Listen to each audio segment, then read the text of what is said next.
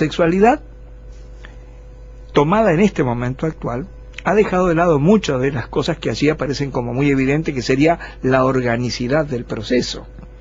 ¿Por qué?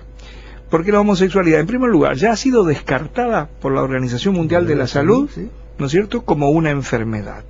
Desde muchísimo tiempo atrás ya no forma parte del DSM-4, que es el Manual de Enfermedades Psiquiátricas americano. Ahora ya debe estar por salir el quinto. Sí, el quinto, sí. ¿No es cierto? Desde Entonces, el 82 que se dejó de lado.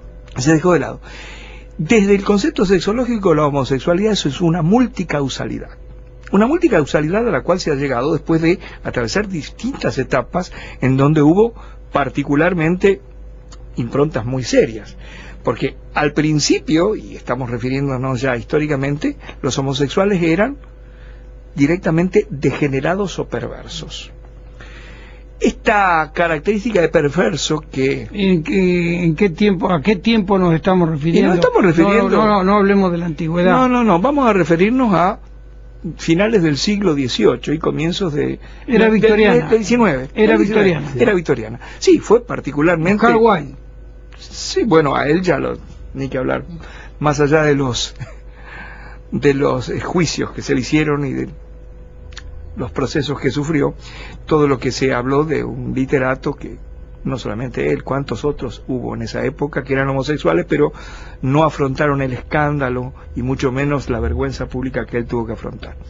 Pero digo, la homosexualidad, esa característica de perverso, viene aliviada después por un concepto freudiano que ya dice que no es una perversión sino una desviación de objeto, porque a ese concepto de perversión que había dado un gran sexólogo alemán de aquella época, Freud dice, bueno, no, pero vamos a aliviar un poco la cosa, y habla de desviaciones de fin y desviaciones de objeto, pero seguía siendo una desviación.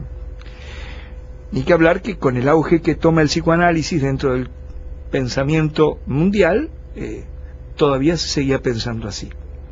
Hasta que aparecen otros conceptos. Cuando ya la medicina no estaba buscando cuestiones orgánicas, aparecen realmente cuestiones orgánicas. Se descubren en algunas partículas, en genes específicamente hablando, se descubren de que la población homosexual tenía unas partículas allí en los cromosomas, genes, que no estaban en la población no homosexual.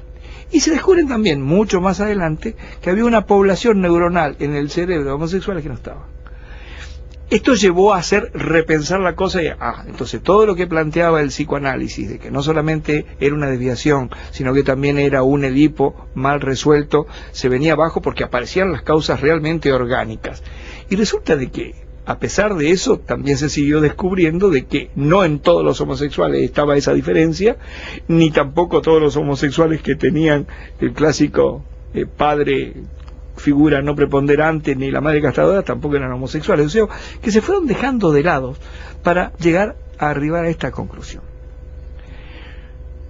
Es una multicausalidad. Hay veces que pueden haber cuestiones orgánicas, hay veces que hay cuestiones socioculturales, hay veces que son cuestiones educativas, hay veces que son cuestiones vinculadas a esta evolución psicosexual de la que Freud habla muy bien. Entonces, esta multicausalidad hace que cada homosexual sea homosexual por una causa diferente. Es un ¿cierto? Traje a medida. Es decir, una forma de vivir su sexualidad de una forma distinta, que como viene con tanta sobrecarga y con tanta puya social, tiene justamente este estigma con el cual todavía se lo mira, claro, y esta discriminación. Esa multicausalidad puede responder a algo genético en algunos casos, puede responder a algo fenotípico externo en otros casos, puede responder a alguna conformación especial de los sistemas neuronales, como vos decís. Es decir, habría múltiples causas que determinan una conducta sexual determinada, una predilección sexual. Es una orientación. Una orientación. Una orientación, porque esto ya lo sabemos los que somos médicos. El sexo es un hecho biológico que tiene múltiples formas de saber si alguien es varón o mujer, si alguien es macho o hembra de la especie humana.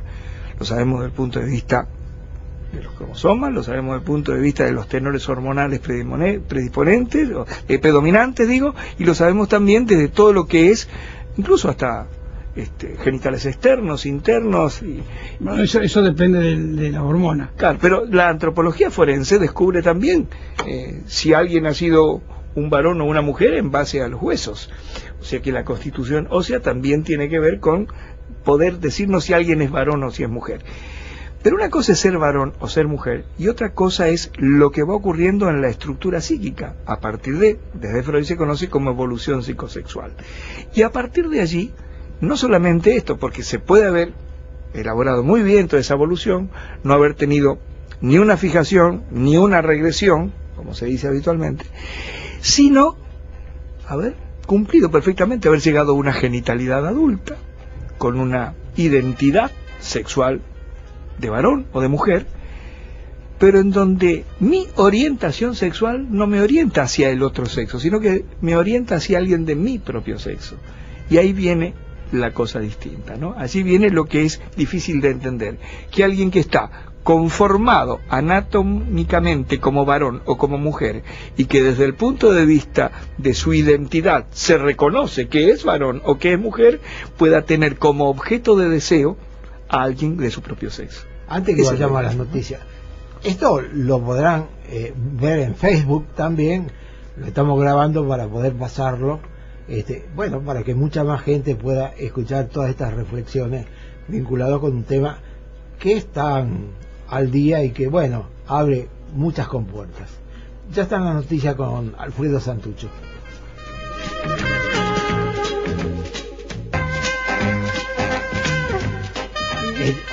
Amado tiene la palabra. No, ya hay algunos oyentes. Susana, que fue la que de la zona oeste. No soy yo. Sí. Preguntaba a Carlos Sotopaiva, doctor, ¿por qué por tener sexo puede ser que alguien tenga cáncer? ¿Viste? Es un concepto que se puede prender así, de esa manera. Para la gente que Alicia de Buenos Aires pregunta para el doctor, quería saber la opinión suya y la sociedad argentina, si la sociedad argentina está preparada para aceptar los homosexuales. La tercera, después de la menopausia, ¿disminuye la sexualidad y por qué?